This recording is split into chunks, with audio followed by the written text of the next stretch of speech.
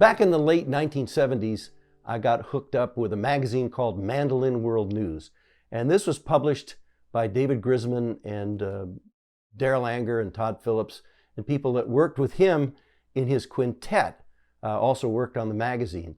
And I knew those guys and wanted to get involved. And the first interview I did was with Tiny Moore. And he lived nearby me up in Sacramento, California. And he was the greatest guy, and I learned so much from him. And here's a picture of him playing his famous 5-string Bigsby electric mandolin. But I met Tiny, and in addition to doing the interview, I always took pictures of the people that I interviewed. I ended up being the editor of Mandolin World News for several years. And I had a big backlog of photos that I decided I'd print up and mat and frame like this and make them available on my website. So here's one of Tiny. I've also got one of Bill Monroe. I had a great interview with him.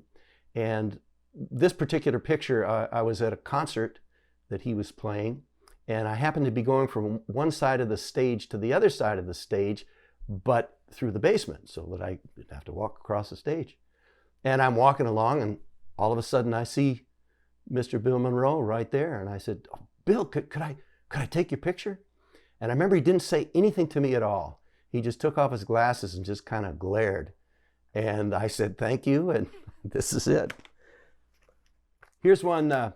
This is one that's in its little plastic sealed bag that you get it in. And this is Doc Watson. This was from a concert before he played, where he happened to be backstage warming up, and I just saw him there. I didn't say anything to him at all, but we shot the picture. And some of the other pictures we got are, this is an old mandolin postcard of a young angel playing the mandolin, this old bowl back tater bug. There's also several photos of just classic instrument shapes. I like this archtop shape. And here's an old mandolin. That's really nice. So we have a lot of my pictures that have been, they're suitable for framing, they're matted, and they're in this nice glassine bag, so you could stick it right up on the wall just like that.